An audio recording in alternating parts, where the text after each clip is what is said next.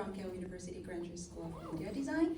And this work, together with my co-author, Danyang, Giulia, Donna, and Chihiro, we present you a position paper on a reflective journey for individuals with intellectual disabilities, rediscovering competency through AI-enhanced iron-based crafting.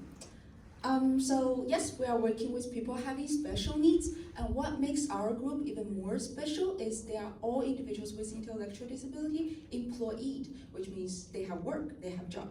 For those who may not familiar with the situation of employees with ID, here is a brief overview.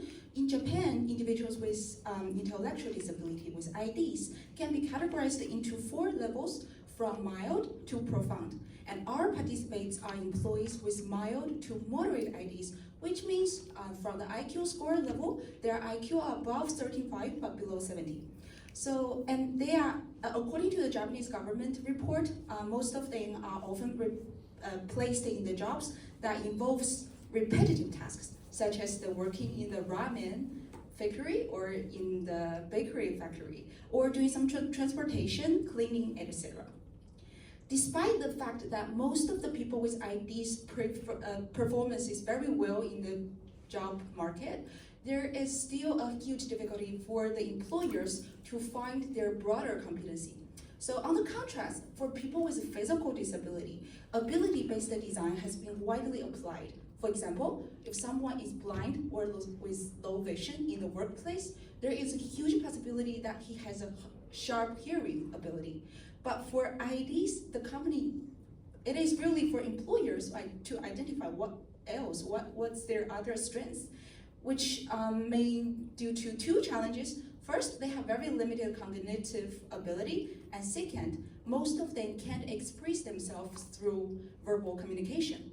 So in 4 years ago, Professor Andrew Baer introduced the competency-based design specifically for people with intellectual disabilities, emphasizing that the ability often emerges through the macro level in the everyday activities, such as if the people with ID, knowing that if he presses button, the TV will turn on, that's his ability. If he knows this icon on the remote controllers, then for the meaning of this, then this is his abilities. Those kind of abilities that are taken for granted for people without intellectual disability, but for the people with IDs, and we, us as researchers, we have to realize and leverage these competencies. Thus, the goal of our study is help to uncover this hidden competency, not through the dialogue-based reflection, but through the crafting-based reflection. We designed the AI-enhanced iron-based crafting activity and proposed the framework of AI-enhanced crafting for competency discovery, which includes 4 phases: ideation with AI, making iron beads, and share with peers, and reflection. So here is a little more about what is competency. So although competency for ID is a relatively new notion in the HCI field, but actually in the human resources management field, it is a well-developed notion. We applied the Spencer's ICE model from HRM's competency-based approach and extended it into HCI field. While HRM traditionally focused on the surface level competencies, like the knowledge and skills, as known as the intellectual competency, this model now embraces a more holistic review, valuing the emotional and social competency, such as how you manage your emotion, how you manage your interpersonal relationship, and how you develop your leadership. And this is our lovely 7 participants. We've been working with them for more than 2 years, and they are employed by a Japanese company called Yaku Jewel. And what's their job? They are doing laundry-related work, which means they are pretty good at cleaning, folding, and also ironing. So for those of you who may not familiar with iron beads crafting, this is something I crafted in 20 minutes, and this is my SpongeBob's home.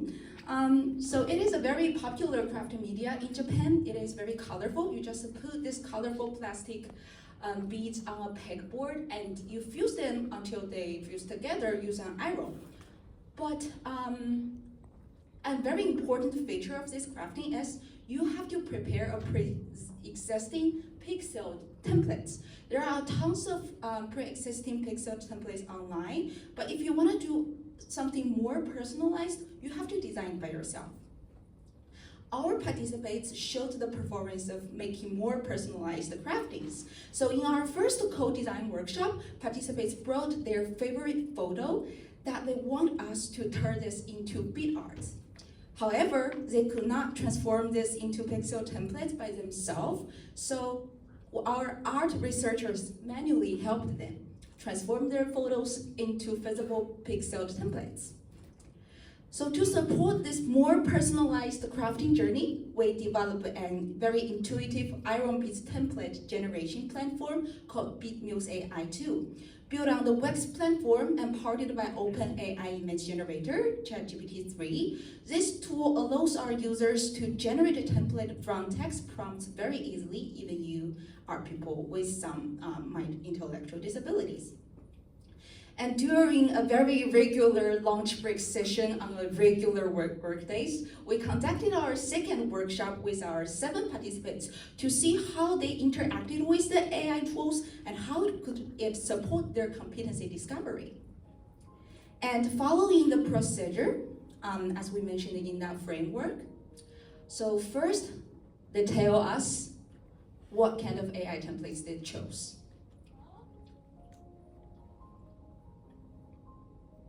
And then they start make. Yeah, these are the colorful beads.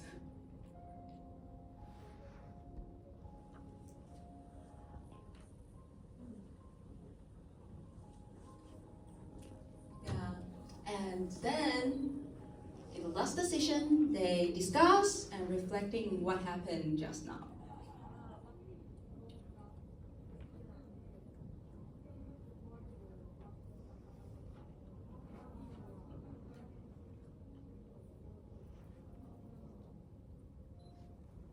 Okay, so here is a very comprehensive analysis of what kind of competency demonstrated at different phases across the 7 participants.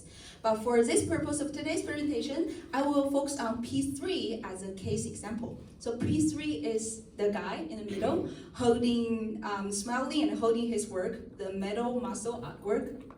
So in the first phase, ideation phase, P3 asked us a question like, I heard of AI, can it really generate?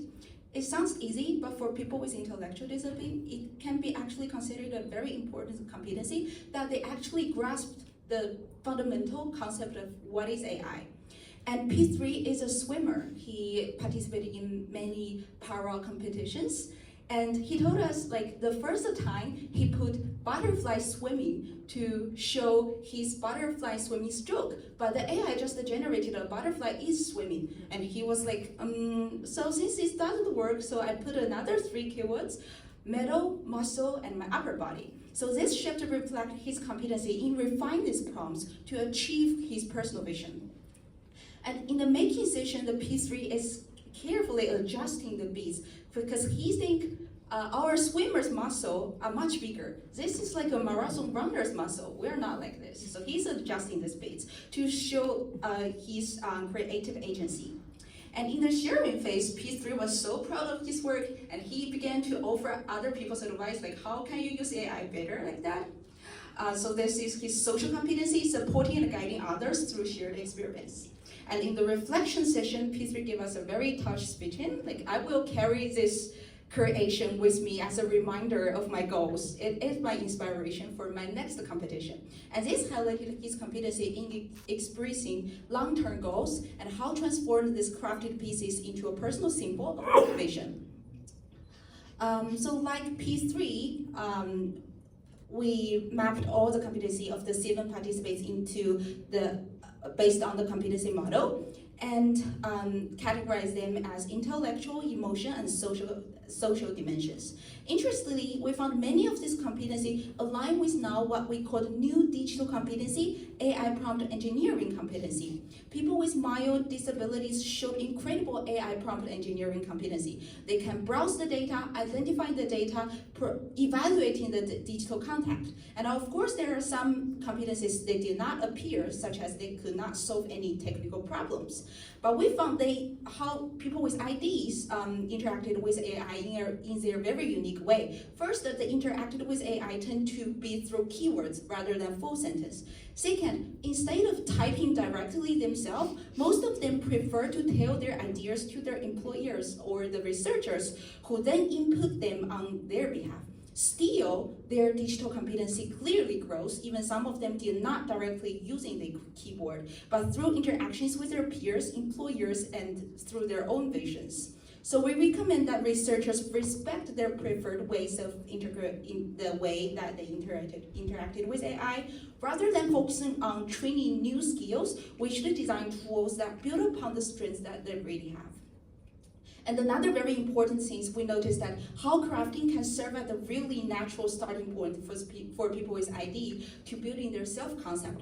For them, the moment they start to think, what should I make, is a choice making. And to make this choice, they need to look back on their memories, their life experiences, the story they encountered. So it is very different from being asked directly in a sit-down interview, asking, what are you good at? Instead, it just starts with something simple and gentle. Let's just make something you like. Through the process of making, they are actually showing us what matters to them without saying a word. And as a researcher, this also reminds me to be more thoughtful in how we ask questions. We love to ask him why to dig deeper. But for people with IDs, why questions can be too abstract or harder to answer. Instead, offering options can help a lot. Okay, so due to a time limitation, that's all for today's presentation. Thanks for listening. Very interesting work. Due to the time, maybe we'll just take one quick question. I just wanted to know if you communicated with them what you were evaluating at the end before the study started. Did you say what the objectives of the activity were?